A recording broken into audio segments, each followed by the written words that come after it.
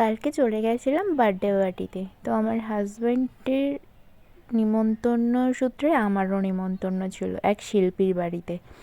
তো তার ছেলের আর কি বার্থডে ছিল। এই দেখো এইদিকে সবাই আর কি মজা করছিল, গান বাজনা হচ্ছিল, আনন্দ খুবই হচ্ছিল। আর এই দেখো বার্থডে বয়ের কেক, বার্থডে বয় না ভীষণ দুষ্টু। আর এখানে দেখো কফি স্টল দিয়েছিল, কফি পকোড়া এইসবের স্টল ছিল। আর গান বাজনা তো ছিলই, খুব মজা করছিলাম।